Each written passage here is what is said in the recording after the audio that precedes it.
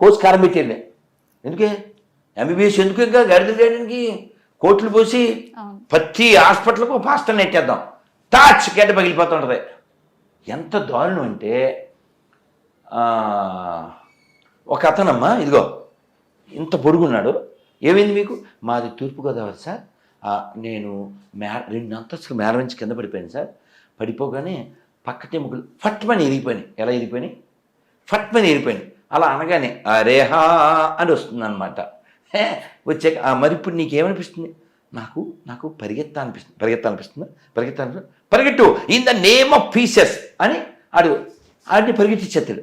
2 అంతస్తులు మేర నుంచి మరి వీళ్ళు పచ్చి అబద్ధం చెప్పి ఈ భారతదేశాన్ని నాశనం చేస్తున్నారు, ఈ ప్రపంచాన్ని నాశనం చేస్తున్నారు. దేవుడు లేడు అని చెప్పు, నువ్వు సత్తావు. అంతేకాదు మా దేవుడిని నమ్ముకుంటే లేచెను నడిచెను. ఏందిరే అతవజోకు కలజోలు లేకపోతే ఒకడ బైబిల్ చదవలేవు. అంత పవర్ ఉంటే 2 చొక్కలు వేసుకో కలవరాయలు. అందుకే నేను పాట రాశాను 10-12 ఏళ్ల క్రితమే. వాయ్ దిస్ కలవరి కలవరి కలవరిది. ఆ సాంగ్ మీరు రాశారా సార్? కాదు, అది కదా, దానికి నేను మార్చాం. వై దిస్ కలవరి ఆయిలు స్పాయిలు చేయుటకే. అదేందా? అక్కడేమో టెంపుల్ అంటూ లైఫ్ మొత్తం పింపుల్ లాగా కదా. ఈ ఇల్లు ఎవరిని మింగడానికమ్మా? జనాల్ని ఈ వాతావరణం నాశనం చేయడానికి. కాకపోతేను ఒకసారి నీ కళ్ళతో ఇందులో నువ్వు ఒక్క స్త్రీగా ఓ పిల్ల తల్లిగా ఇందులో ఒక్క పాయింట్ చదవగలుగు, నీకు దండం పెడతా. నమస్కారం అండి. నమస్తే సార్, ఎవరండి? నమస్కారం అండి, ఎవరు? Praise the Lord. ఏం పేరు సార్? నా పేరు బాలయ్య గారు. బాలయ్య గారు ఏ ఊరండి? ఎర్రగొండపాలెం అండి మాది. ఎర్రగొండపాలెం మన ప్రకాశం జిల్లా. అవునవును. ఇందులో వైశాలి అని పడింది సార్, ఎవరు? వైశాలి కాదండి, జయశాలి అని పడింది. జైశా, ఓకే. అచ్చా, మీ పేరు జైశాలా? ఏం పేరు మీరు పేరు? మా డీటెయిల్స్ ప్రకారం అయితే బాలయేసు. కాదు సార్, మీ పేరు ఏం రాసుకోమంటారు? బాలయేసు అని రాసుకున్నాను. అంటే మీ నాన్నగారు పెట్టిన పేరు అదే? అది. అచ్చా, ఓకే సార్. నాతో ఏమైనా చెప్పాలా? మీతో మాట్లాడాలని చెప్పండి సార్. చెప్పండి సార్. మీరు ఒక ఇంటర్వ్యూలో చెప్పారండి, యేసుక్రీస్తు వారు పాపం చేశారని చెప్పారు. అదే విధంగా నేను చెప్పలేదు సార్, ఏసీ చెప్పాడు సార్.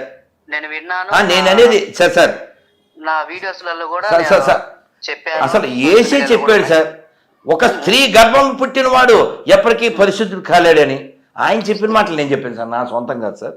మీకు రెఫరెన్స్ కావాలంటే పెడతాను. యేసుక్రీస్తు వారు పరిశుద్ధాత్మతో పుట్టాడండి. సరే, దానికి ఏమైనా రుజువు ఉందా సార్? రుజువు అంటే బైబిల్లో ఉంది కదా. అది ఏముంది బైబిల్లో? ఇప్పుడు నేను కూడా బుక్ రాస్తాను సార్. నేను కూడా బుక్ రాస్తా, అది ప్రమాణమా? అంటే బైబిల్ కల్పితమైన బుక్ అంటారు. బైబిల్ పనికిమాలని అంటాను సార్ నేను పబ్లిక్ లో. మిగతా గ్రంథాలు కూడా అయ్యే కదండి సార్.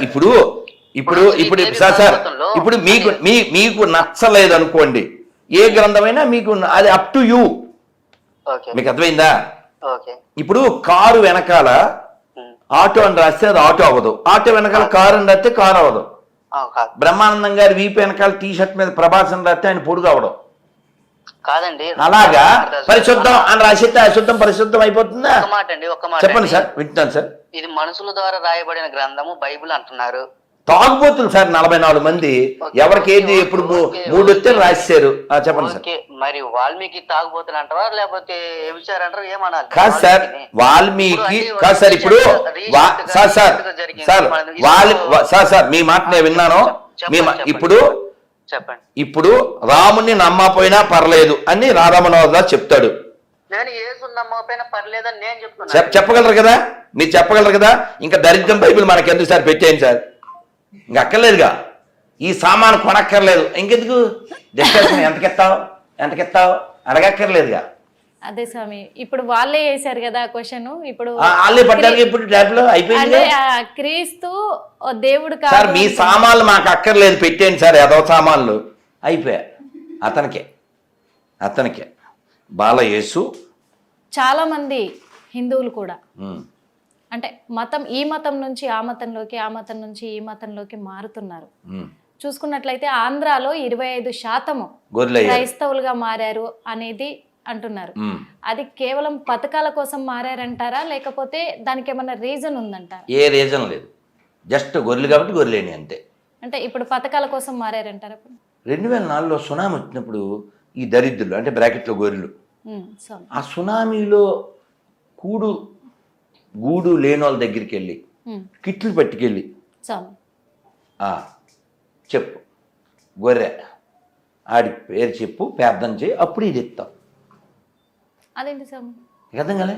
అలా ఎలా ఉంటుంది సార్? మతం మార్చడం వాళ్ళ జీవిత లక్ష్యం. వెళ్ళినప్పుడు ఏమైందంటే న్యూ ఇయర్ అప్పుడు చర్చ్కి వెళ్తుంటే అక్కడ ఏం మాట్లాడుతున్నారు ఆ రోజు మధ్యాహ్నం, జనవరి 1 రోజు, అంటే ఈ సంవత్సరం ఇంతమందిని మార్చినాము, నెక్స్ట్ ఇయర్ వరకు కొన్ని వేల మందిని వాళ్ళ భాష అని చెప్పేసి వాళ్ళు మాట్లాడితే నాకు నచ్చలేదు.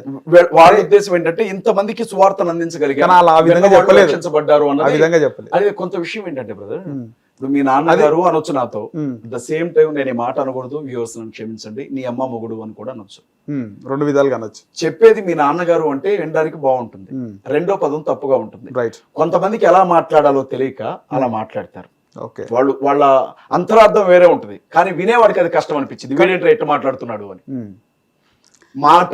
కానీ డే బై డే ఈ ఏదైతే ఆగదు, మార్పిడి ఆగదు. మత మార్పిడి కాదు, మతి మార్పిడి.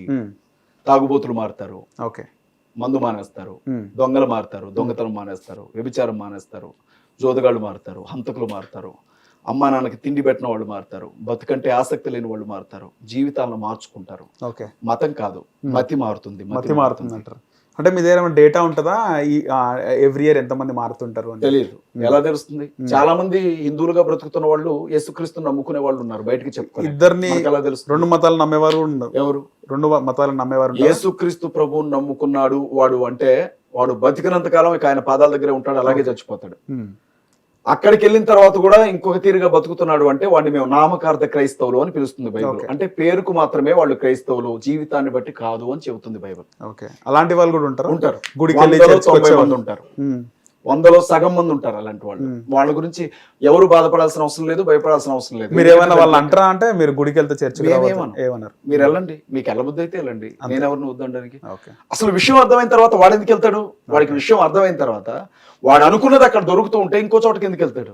ఓకే, అన్ని మతాల్లో మూఢనమ్మకాలు అనేవి సాధారణంగా ఉంటాయి సార్, అన్ని మతాల్లో ఉంటాయి. కానీ క్రిస్టియానిటీలో ఇప్పుడు చాలా అది ఎక్కువ అవుతుంది. అంటే మన రీసెంట్ గా ఒక అమ్మాయిని అంటే చనిపోయిన తర్వాత కూడా తిరిగి వస్తుందని ప్రార్థన చేసిన ఆ మూఢనమ్మకాలు, అది అయితే ఒక విషయం ఏంటంటే క్రిస్టియానిటీ ప్రారంభమైన కాలంలో యేసుక్రీస్తు భూమి మీద శరీరధారిగా ఉన్నప్పుడు, ఆయన శిష్యులు ఉన్నప్పుడు చనిపోయిన వాళ్ళని లేపారు. చాలా మంది చనిపోయిన వాళ్ళు లేపబడ్డారు. ఈ రోజు అంత భక్తి ఎవరికి లేదు, నేను ఉన్న విషయం చెప్తున్నా. భక్తిలో తీవ్రత తగ్గింది, భక్తికి సంబంధించిన పరిమాణం కూడా తగ్గిపోయింది. పాస్టర్లు 10 మందికి బోధించే పాస్టర్లే ఇష్టానుసారంగా బ్రతుకుతున్నారు ఇవాళ భూమి మీద. ఆయన ఏమన్నాడు అంటే, నా పేరట దొంగ ప్రవక్తలు వస్తారు అని చెప్పాడు, అబద్ధ బోధకులు వస్తారు అన్నాడు ఆయన చర్చిలోనికి. ఇవాళ బలిపీఠం దగ్గర నిలబడి వాక్యం చెప్పే వాళ్ళలో చాలా మంది దొంగలు ఉంటారు, వాక్యం వినడానికి కూర్చున్న వాళ్ళలో చాలా మంది దొంగలు ఉంటారు. ఆయన ముందే చెప్పాడు, ఇలాంటి వాళ్ళు వస్తారు, వీళ్ళని బట్టి మీరు ఇబ్బంది పడొద్దు, మీరు జాగ్రత్తగా ఉండండి అని. మేము జాగ్రత్తగా ఉంటాం. అంతవరకు ఎందుకు తల్లి? ఆవిడెవరు మొన్న చెప్పట్లా, నేను రోడ్డు మీద వెళ్తున్నా 200 కావాలంటే ఆ 200 పడిపోయినాయి, నాకు దొరికినాయి. గ్యాస్ సిలిండర్ కావాలంటే గ్యాస్ సిలిండర్ ఇంట్లోకి వచ్చింది. చిల్లర మాటలు మాట్లాడేవాళ్ళు, చిల్లర వ్యక్తిత్వాలు కలిగిన వాళ్ళు కూడా ఉంటారు. మొన్న కూడా వీడియో ఒకటి మేమైతుంది బాగా, వాళ్ళను బట్టే కదా ఈ రోజు మేము. అందులో గుడి నిర్మాణాలు కూడా హిందూ దేవాలయాల్లో దేవస్థానాల ముందు ఉన్న స్తంభం అంటే ఎలా ఉంటుందో అలా కూడా చేశారు.